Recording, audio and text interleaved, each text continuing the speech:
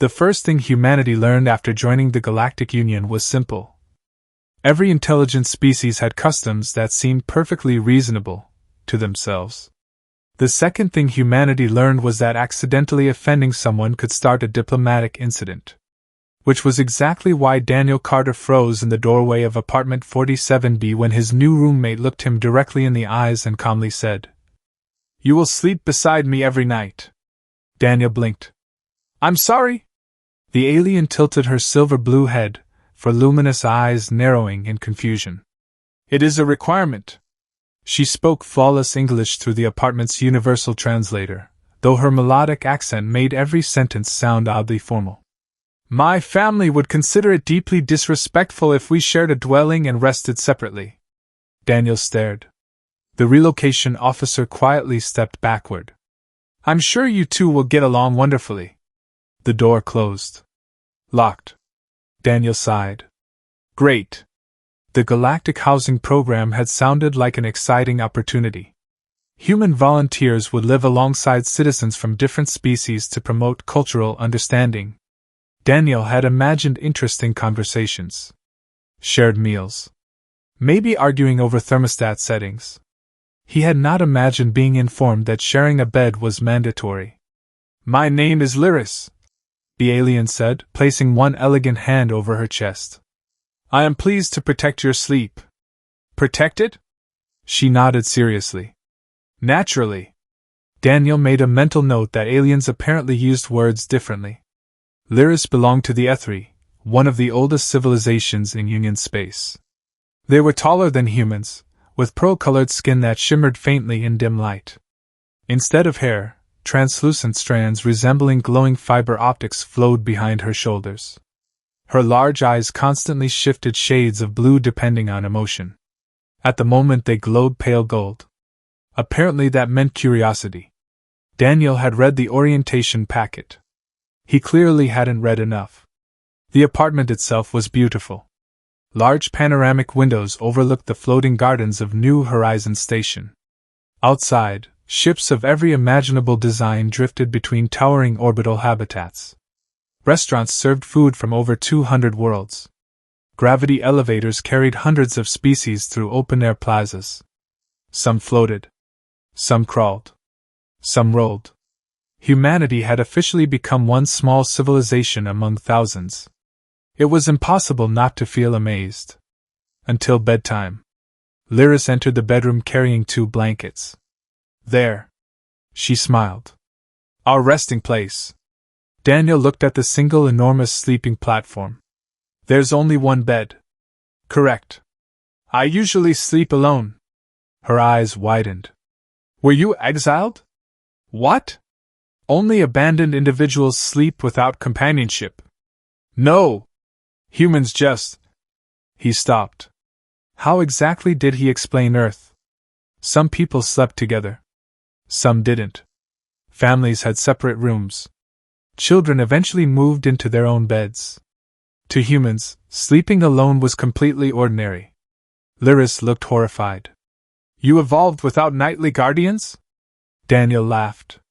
"No. We just lock our doors." She blinked. "That sounds unsafe." Over the next week, Daniel discovered dozens of unexpected differences between humans and Ethri. Humans cooked meals because food was enjoyable. Ethri considered cooking a communal emotional exercise. Humans greeted friends with handshakes. Ethri lightly touched foreheads. Humans apologized after making mistakes. Ethri thanked the person for pointing them out. Everything carried emotional meaning. Everything was symbolic.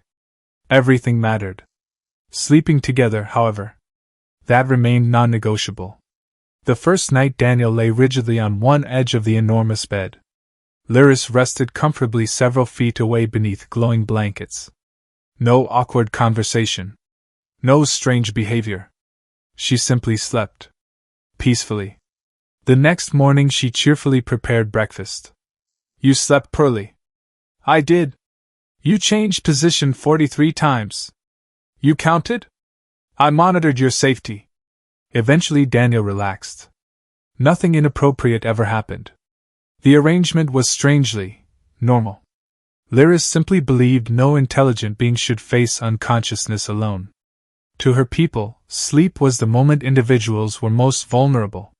Watching over one another wasn't romantic. It was love, family, trust, community. Every member of an HFY household slept together regardless of age or relationship. Parents, children, grandparents, friends, even honored guests. Being invited into someone's sleeping circle was considered the highest expression of acceptance. Daniel couldn't help finding that beautiful. Weeks became months. They developed routines. Daniel introduced her to coffee. She introduced him to crystalline dream tea. He taught her Earth movies. She laughed hardest at terrible action films. She taught him HFY constellation songs. He couldn't sing a single note correctly. She laughed even harder. Somewhere along the way, apartment 47B stopped feeling temporary. It became home. Then one night, Daniel woke to a sound he never heard before. A muffled gasp. Barely audible. He turned. Moonlight from the station's artificial sky illuminated Lyris's face. Her entire body was trembling. Her normally glowing eyes were dim. One hand pressed tightly against her side. She thought he was asleep. She was trying desperately not to cry. And that was the moment Daniel realized. His alien roommate hadn't insisted they rest together because she wanted company. She had been hiding something from him all along. Daniel sat upright before he even realized he was moving. Lyris? The trembling stopped instantly. His roommate forced a smile so quickly it looked practiced.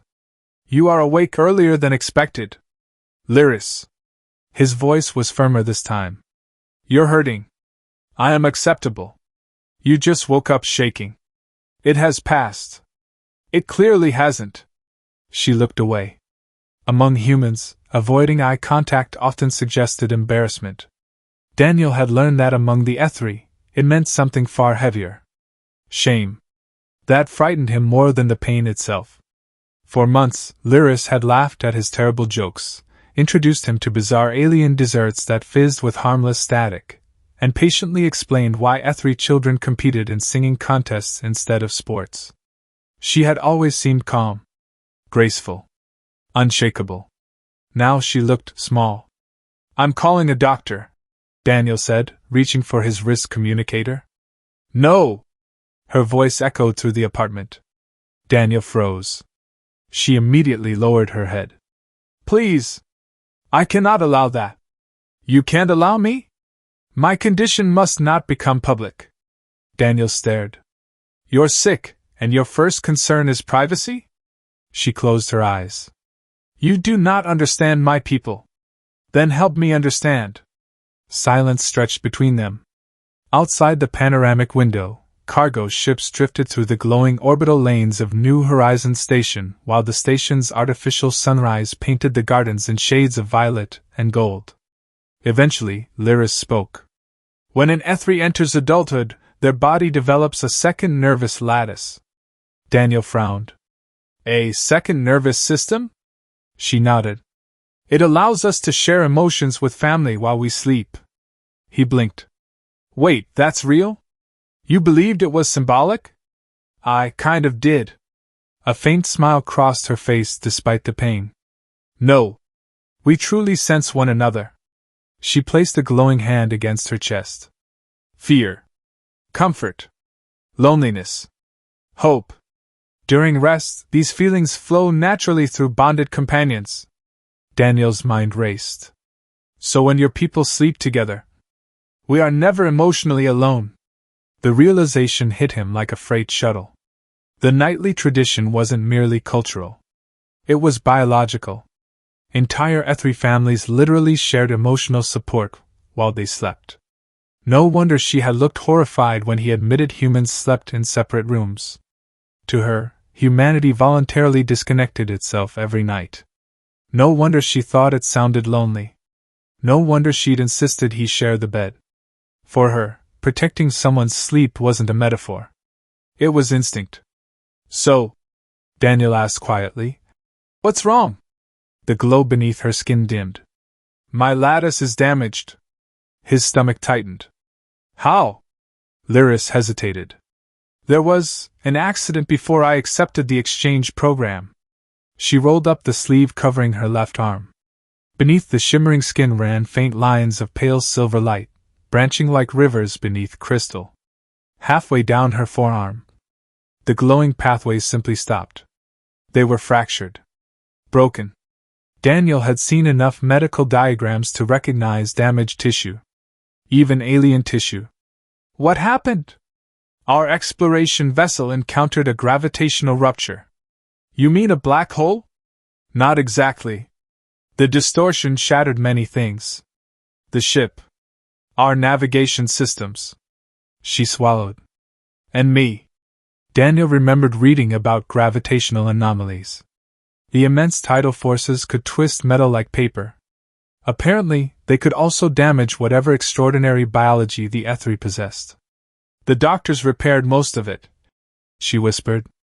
But they could not fully restore the emotional lattice. What does that mean? It means every resting cycle. She clenched her jaw.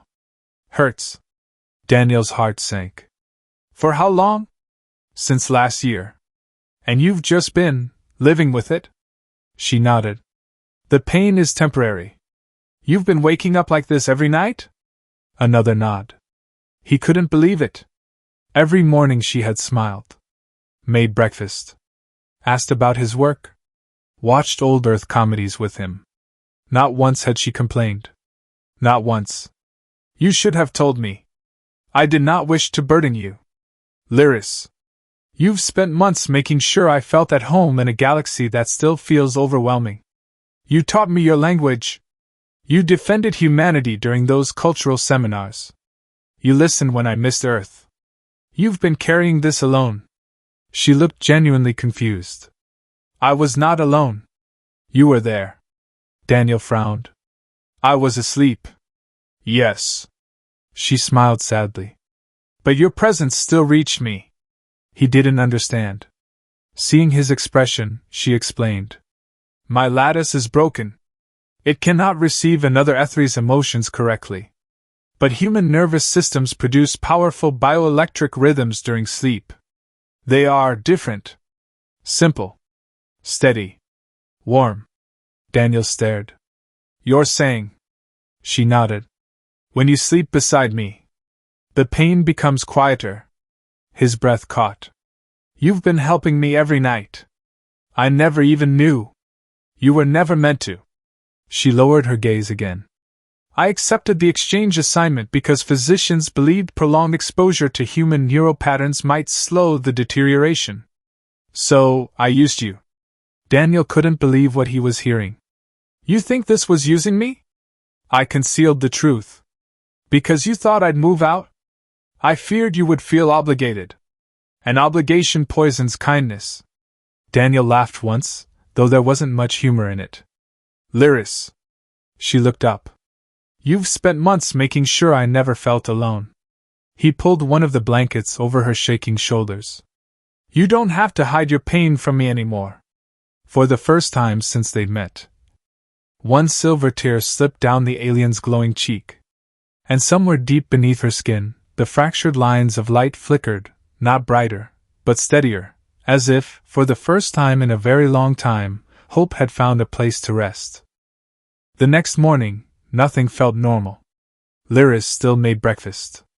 She still hummed one of her constellation songs while preparing shimmering grain cakes and fruit that changed color whenever it was sliced. She still smiled. But now Daniel noticed the pauses. The way her left hand occasionally trembled before reaching for a cup. The subtle tightening around her eyes whenever she thought he wasn't looking. He couldn't believe he'd missed it for months. Or maybe she had simply become an expert at hiding it. I'm going to work, Daniel said. Lyris looked up from the table. You have an engineering review today. I know. You dislike those meetings. They'll survive without me for an hour. Her luminous eyes narrowed. What are you planning? Daniel grinned. I'm going to ask questions. New Horizon Station wasn't just a city in orbit. It was the Galactic Union's greatest experiment. Nearly 5 million residents from over 300 intelligent species lived together beneath enormous transparent domes. Every district reflected the needs of its inhabitants. The aquatic quarter flowed with suspended spheres of water connected by liquid tunnels where amphibious civilizations swam between homes. The low-gravity gardens allowed winged species to glide effortlessly through forests of glowing vines. Human neighborhoods looked almost ordinary: cafes, parks, apartment towers, but even they overlooked skies filled with spacecraft instead of clouds. Daniel had grown accustomed to the impossible. He had not grown accustomed to watching his best friend suffer. His destination was the Galactic Medical Archive. The building resembled a giant crystal tree, its branches spreading through 6 floors of living glass. Instead of librarians, floating drones guided visitors through holographic records. "Welcome, human citizen Daniel Carter," the archive announced. "How may I assist you today?" "I'm researching Ethri neural lattice injuries." A brief pause. Then the holograms disappeared. "Access restricted." Daniel frowned. "Restricted?" "Medical information classified under Ethri Cultural Protection Accord." "Seriously?" "Confirmed." He leaned against the information terminal. "There has to be something public." Another pause. Then a smaller collection of files appeared, displaying approved educational materials. It wasn't much. Mostly anatomy diagrams and historical research. Still, one sentence immediately caught his attention. The emotional lattice evolved approximately 200,000 years ago, and remains unique among known intelligent species. He kept reading. The lattice wasn't simply another nervous system. It generated microscopic electromagnetic fields that synchronized with nearby Ethri during sleep. Parents calmed frightened children without speaking. Partners eased one another's stress. Entire communities rested together after disasters, allowing emotional stability to spread naturally through the group. No machines.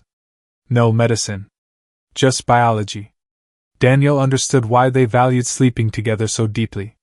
It wasn't tradition. It was survival. Then another paragraph made him stop breathing. No successful cross-species synchronization has ever been recorded. He read it again. Never. Yet Lyris had said his presence reduced her pain. That shouldn't have been possible. Unless the doctors didn't know. Interesting.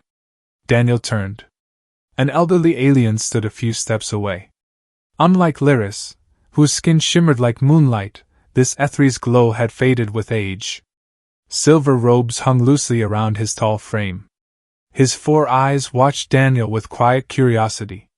"You are researching Miss Lyris?" Daniel stiffened. "Do you know her?" "I taught her at the academy." The old Ethri inclined his head politely. "I am Professor Valen."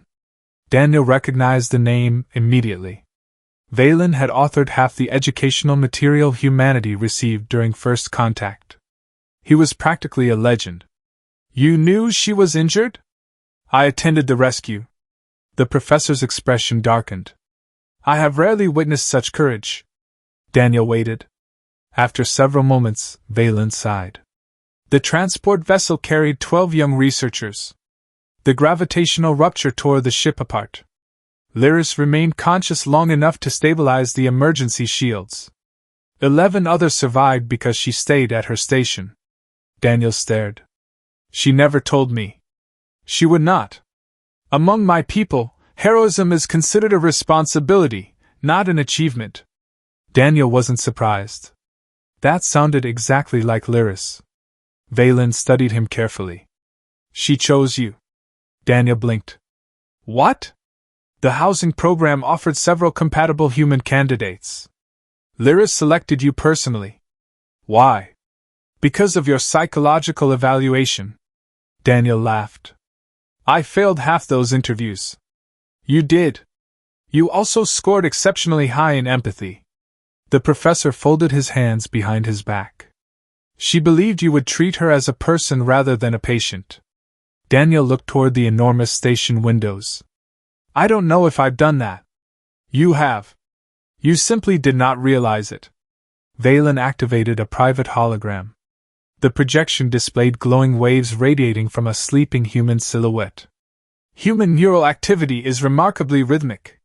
Daniel frowned. I thought human brains were chaotic. They are while awake. During deep sleep, the hologram shifted. Gentle waves spread outward with remarkable consistency. They become unusually stable. Another figure appeared beside the human. An injured Ethri. The waves overlapped. The damaged lattice brightened. Not completely, but enough to strengthen the broken pathways. Daniel's heart pounded. This is Lyris? Valen nodded. We monitored her recovery remotely. You have unknowingly slowed the degeneration. How much? The professor hesitated. We estimated she would lose the ability to synchronize entirely within 6 months. And now?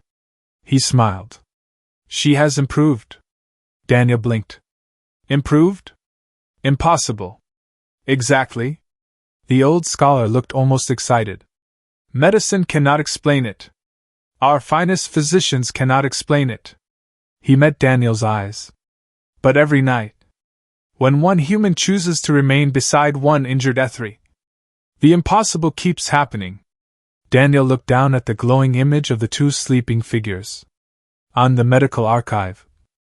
Their quiet little apartment would never be just a home again.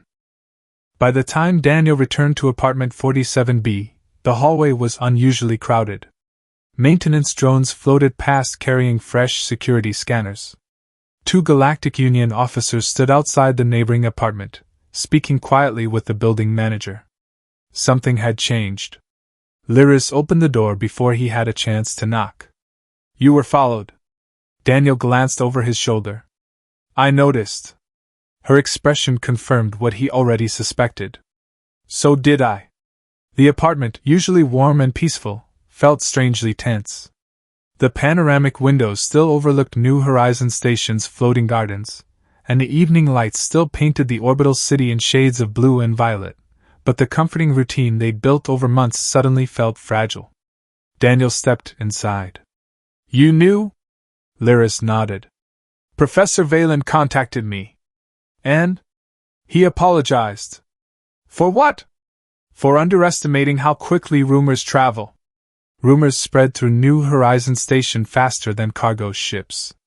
Scientists discussed anomalies over breakfast. Dock workers overheard conversations. Medical interns shared theories during training. Within a single day, whispers had become speculation. An injured Ethri. A human roommate. A condition that was somehow improving. No official reports had been released. None were necessary. The station had become curious. Lyris prepared tea in silence. Instead of their usual dream tea, she brewed a darker blend whose aroma reminded Daniel of cedar forests after rain. We serve this before difficult conversations. He accepted the cup. I've got a feeling I'm not going to like this conversation. You probably will not. She activated the apartment's privacy field. Soft blue light shimmered across the walls. No recordings. No outside surveillance. Only then did she sit opposite him. There is something I never explained. Daniel managed a tired smile. I've noticed that's becoming a pattern. A hint of amusement crossed her face before fading. Our emotional lattice is more than biology. You said families share emotions? Yes. But there is another purpose. She folded her hands carefully. When an Ethri suffers trauma, the family shares the burden. Daniel frowned. What do you mean?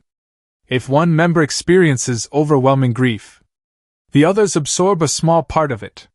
So no one carries unbearable pain alone. Daniel slowly lowered his cup. That's incredible. It is also dangerous. She looked toward the stars beyond the apartment window. After the accident, my family attempted to help. The damaged lattice rejected them. They felt my pain, but I received none of their comfort. Daniel understood immediately. It only flowed one way. She nodded.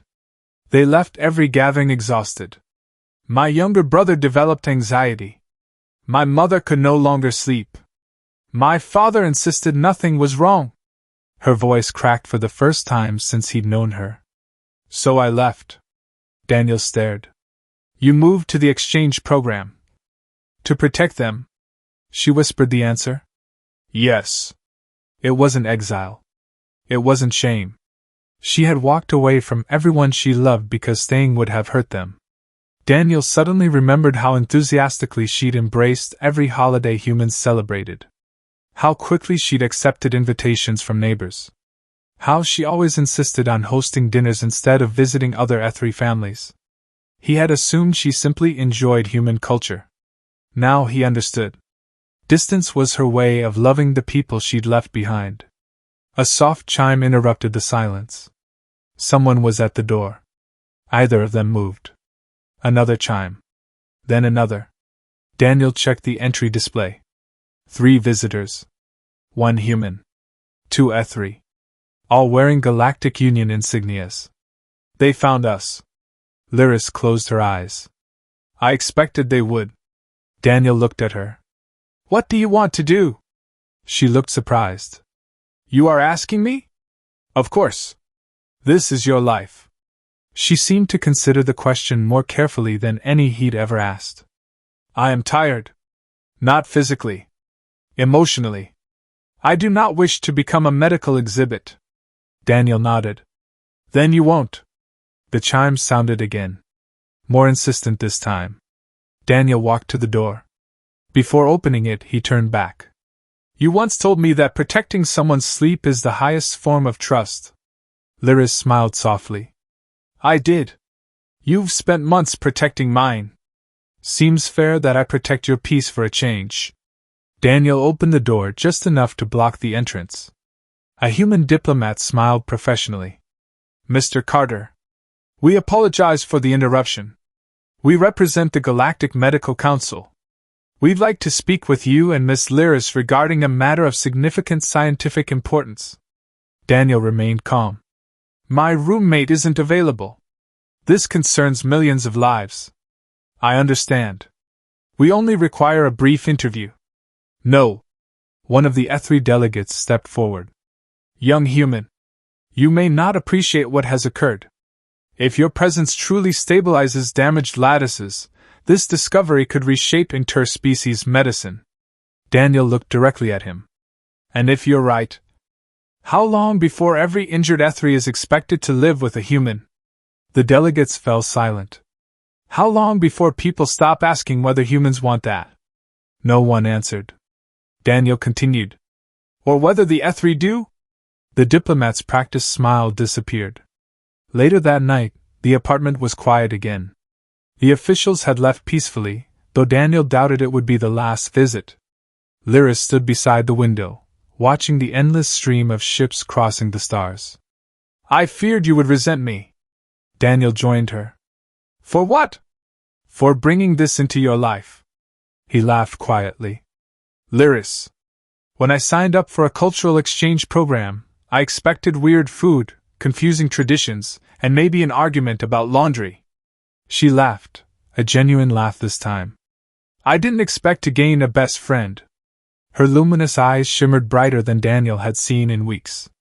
Without thinking, she rested her forehead gently against his, following the traditional Ethri greeting she had taught him months ago. This time, Daniel understood what it meant. Not romance. Not obligation. Family. Trust. A promise that neither of them would have to face the darkness alone. 3 days passed without another visit from the Galactic Medical Council. Daniel knew the silence wouldn't last. The hallway security drones were still there. News reporters occasionally gathered outside the residential district, hoping to catch a glimpse of the mysterious human and the injured Ethri who had become the center of countless rumors. Life inside apartment 47B, however, remained surprisingly ordinary. Daniel went to work. Lyris tended the balcony garden she had slowly transformed into a miniature Ethri sanctuary, filling it with glowing moss, crystal flowers, and tiny floating pollen lights that drifted through the evening air like living stars. They cooked together, watched old Earth movies, argued over whether pineapple belonged on pizza. She insisted it was a diplomatic masterpiece. Daniel declared it a crime against humanity. For the first time in weeks, she laughed until tears shimmered in all four of her eyes. He realized something important. Healing wasn't only happening while they slept. It happened during ordinary moments. Shared meals. Bad jokes.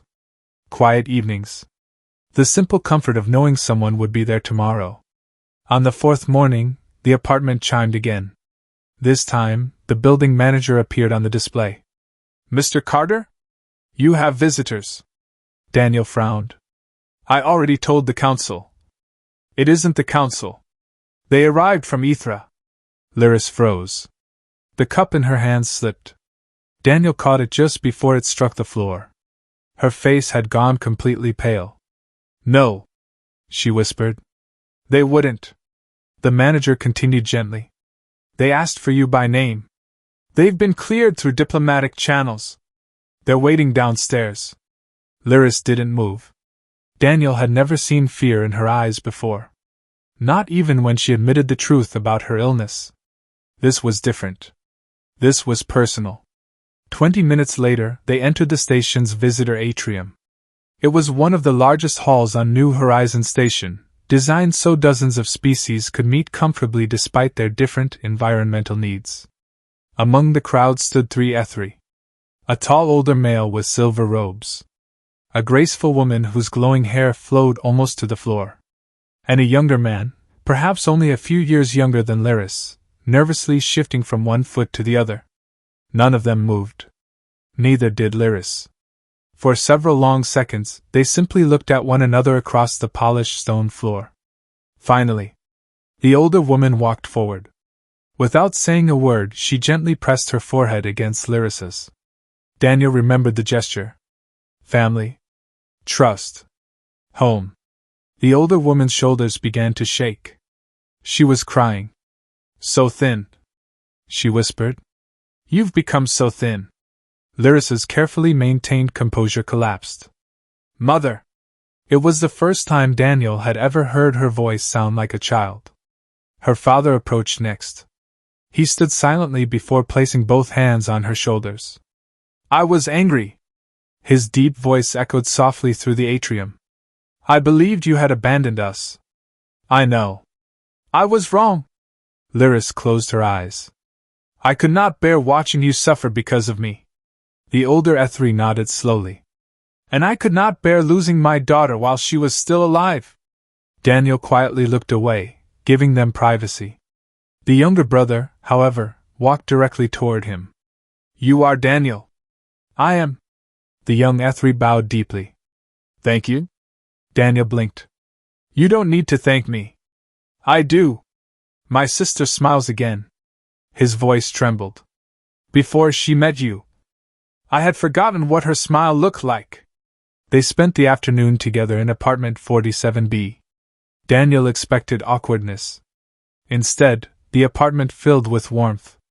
Ethri family life was unlike anything he had experienced. Meals weren't served by one person. Everyone participated. Stories overlapped. Songs interrupted conversations. Children, even adult children, leaned comfortably against parents while talking. Physical closeness wasn't unusual. It was constant. No one seemed embarrassed by affection. Daniel found himself smiling more than speaking. He finally understood why Lyris had struggled so much living alone. For an Ethri, solitude wasn't peaceful. It was unnatural. After dinner, Lyris's father asked quietly, "May I see it?" She hesitated. Then nodded. They all entered the bedroom. Daniel wasn't sure why until the older Ethri explained. "Our family always rests together before important farewells." He looked uncertain. "Would you join us?" Daniel hesitated only a moment. "Of course."